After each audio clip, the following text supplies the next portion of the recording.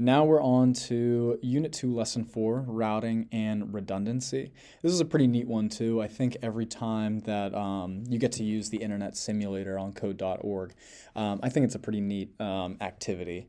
Obviously we have our prompts and everything, and I think this is a really practical one that helps us gather a pretty good understanding of how addressing literally happens every single day of our lives. All right.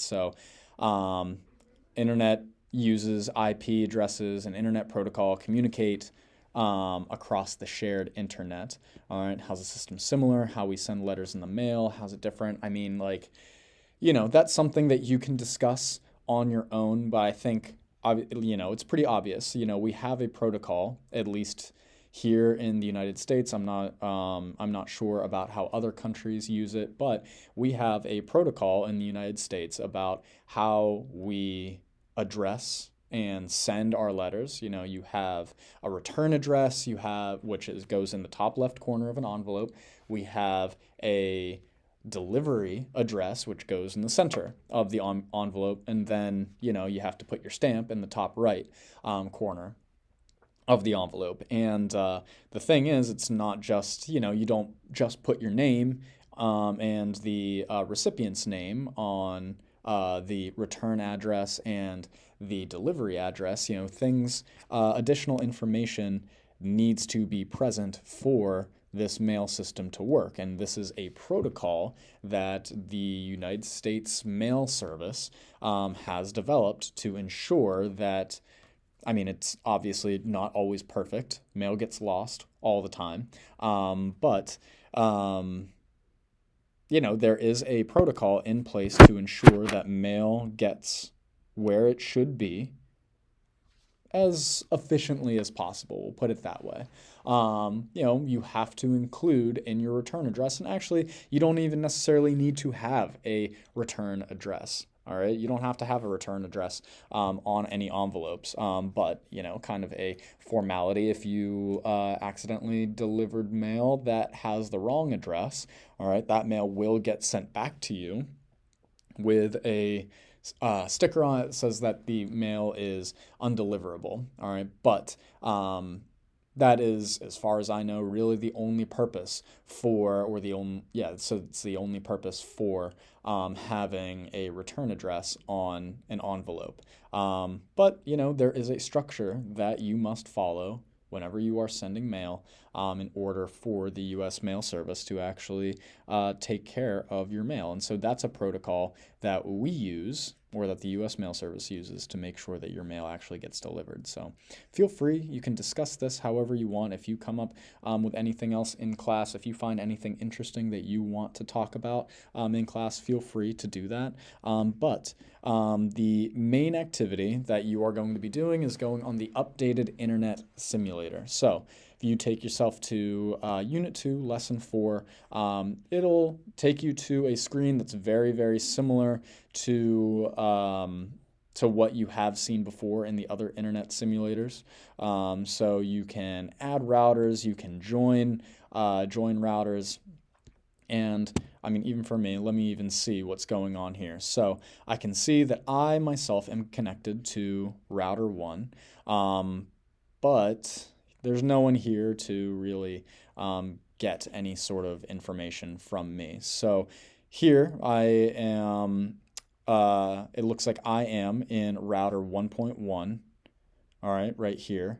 And I am sending messages to 0.0. Okay, so I would send I'd send these messages. Again, you can mess around with either ASCII or binary, whatever you want to do.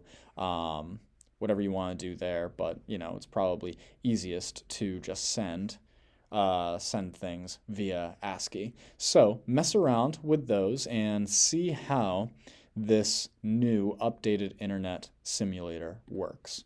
Okay, so how you're going to do this. First thing is, everyone's going to connect to the same router number as your group. So if you want to split up into groups, obviously we have 8 people, so we can do 4 and 4. However you want to split up your groups, you can talk and you can tell people which router that you are connected to. All right. And then say hello. All right. So use the updated version of the Internet Simulator to send a message saying hello to everyone in your group. And so now everyone has an IP address. Okay. Everyone has an IP address from your router. So that's what these were, the from and the tos. All right. So that is going to be your IP address. All right. So send messages, say hello. All right. Do whatever you want. There are slides in here that have like suggested messages and everything.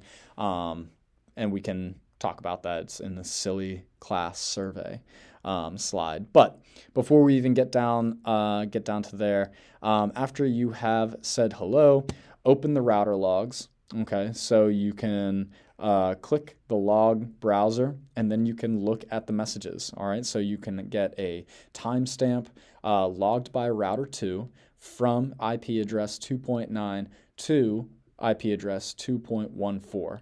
All right, and that message was hello. Okay. Now you can take a look at all messages. All right, you can take a look at all messages as well. So you can open router logs for messages in different routers as well. So you can look at the messages in just the router that you are in, or you can show messages to all routers or show messages that have been delivered via all routers. Okay, so after that, you will participate in a silly class survey with some silly questions like your favorite food and your favorite type of animal and your favorite color. Okay, so you're going to use the router logs. You're going to choose an IP address from each of the other routers. All right, and send each person a message asking who they are and choose one of the following questions. One of the following silly questions. Okay, so be sure to also respond to questions you get from people in other routers. So you are going to be going in and out of other routers. Okay, check the router logs. All right, check the router logs to see where messages were coming from, where they are going to. See if you can find a pattern. See if you can find a pattern of the routers and the IP addresses. See if you can discern anything about the messages that you are receiving and where they are coming from, where they are going to. See if you can find any sort of pattern at all. All right. And feel free to discuss, all right, why you think some messages are appearing multiple times. All right, why do you think, for example, down here we have this message, cool beans, that is successfully being transmitted from 5.5, or I'm sorry, from 6.12 to 5.5, all right, and is being transmitted from routers 5, 8, 13, and 6. All right, so the timestamps on these are all basically the same. They're all happening at 10:43 a.m., 10:43:27, all at, basically the same time. They are all happening within the same second of each other. But these messages are repeating. And why do we think that is happening? All right, so that's happening because, feel free to, discuss here. And I don't want to show it here. What I want you to do is now go into the slides. All right, go into the slides, and then you can go into the definitions down here yourself. I won't show them now, but go into the definitions, and even with these hidden slides as well, and have those definitions down in your notebook. Cover them in terms of your discussion, everything with the class. But yeah, and then you have some activities after you do your discussion of your prediction why certain messages are appearing multiple times. All right, so pick someone on a different router, send 3 separate messages with your top 3 favorite movies or TV shows. After you send the messages, open the router log, find these same messages in the logs. Notice how these messages traveled through the network. Did they always take the same path from your router to the other router? And look at other messages that are being sent. Are there any patterns in the path that they take? Okay, so this is sort of your consideration, all right, for noticing the patterns, all right?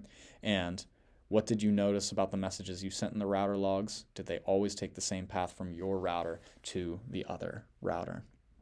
And like I said, after you're done with all of that, you have the definitions, basically the answers to why you are going to see certain messages appear multiple times, basically at the same time, but going through multiple routers. All right, so they are going from the same IP address to the other IP address, but they are going through different routers. Okay, like I said, go over that with your classmates, but then whenever you're done, then you can go to these last slides that have the definitions, and hopefully that will explain it a little bit better for you. But yeah, go through, play with these, play with the internet simulator through class, and then be sure that you do the checks for understanding as well.